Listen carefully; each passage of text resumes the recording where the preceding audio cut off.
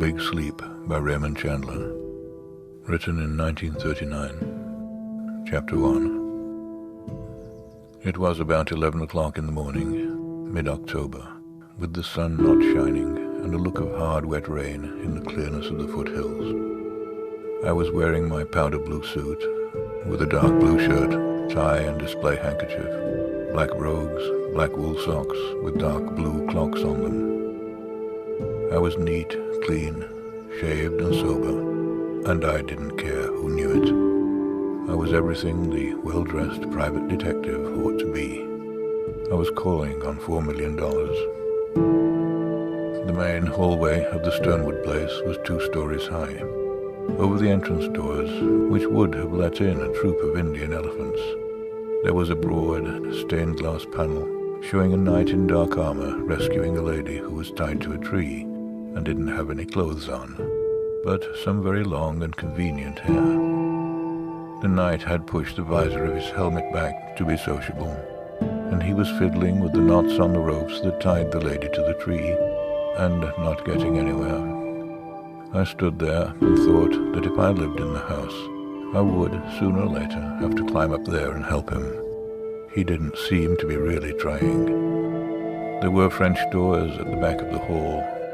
Beyond them, a wide sweep of emerald grass to a white garage, in front of which a slim, dark young chauffeur in shiny black leggings was dusting a maroon Packard convertible.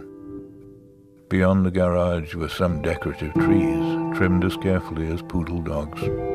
Beyond them, a large green house with a domed roof. Then, more trees, and beyond everything, the solid, uneven, comfortable line of the foothills. On the east side of the hall, a free staircase, tile-paved, rose to a gallery with a wrought iron railing and another piece of stained glass romance. Large, hard chairs with rounded red plush seats were backed into a vacant space of the wall roundabout. They didn't look as if anybody had ever sat in them. In the middle of the west wall, there was a big empty fireplace with a brass screen in 4 hinged panels, and over the fireplace a marble mantel with cupids at the corners. Above the mantel there was a large oil portrait, and above the portrait 2 bullet-torn or moth-eaten cavalry pennants crossed in a glass frame. The portrait was a stiffly posed job of an officer in full regimentals of about the time of the Mexican War. The officer had a neat black imperial, black mustachios, hot, hard, coal-black eyes, and the general look of a man it would pay to get along with. I thought this might be General Sternwood's grandfather. It could hardly be the general himself, even though I had heard he was pretty far gone in years, to have a couple of daughters still in the dangerous 20s. I was still staring at the hot black eyes when a door opened far back under the stairs. It wasn't the butler coming back. It was a girl. She was 20 or so, small and delicately put together, but she looked durable. She wore pale blue slacks, and they looked well on her. She walked as if she were floating. Her hair was a fine tawny wave, cut much shorter than the current fashion of page-boy tresses, curled in at the bottom.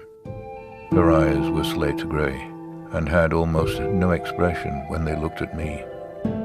She came over near me and smiled with her mouth, and she had little sharp predatory teeth, as white as fresh orange pits and as shiny as porcelain. They glistened between her thin, too taut lips.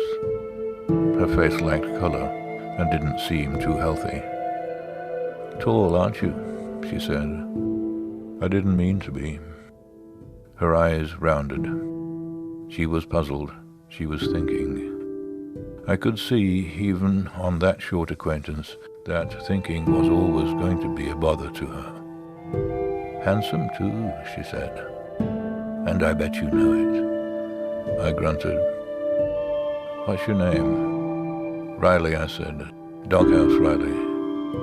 "That's a funny name." She bit her lip and turned her head a little and looked at me along her eyes.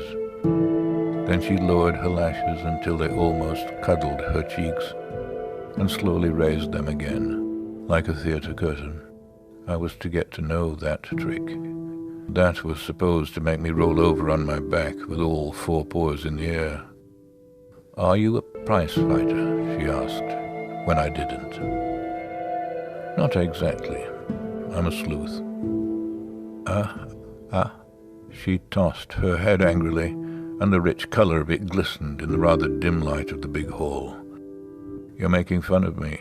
"Uh-huh." "What?" "Get on with you," I said. "You heard me." "You didn't say anything. You're just a big tease." She put her thumb up and bit it. It was a curiously shaped thumb, thin and narrow like an extra finger, with no curve in the first joint. She bit it and sucked it slowly, turning it around in her mouth like a baby with a comforter. "You're awfully tall," she said. Then she giggled with a secret merriment. Then she turned her body slowly and lithely, without lifting her feet. Her hands dropped limp at her sides. She tilted herself towards me on her toes. She fell straight back into my arms. I had to catch her, or let her crack her head on the tessellated floor. I caught her under the arms, and she went rubber-legged on me instantly. I had to hold her close to hold her up.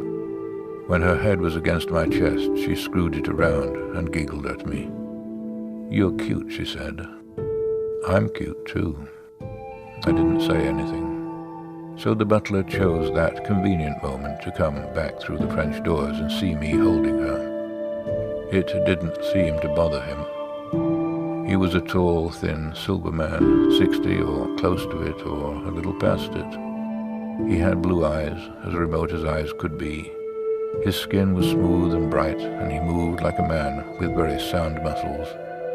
He walked slowly across the floor towards us, and the girl jerked away from me. She flashed across the room to the foot of the stairs and went up them like a deer. She was gone before I could draw a long breath and let it out. The butler said tonelessly, "The General will see you now, Mr. Marlowe."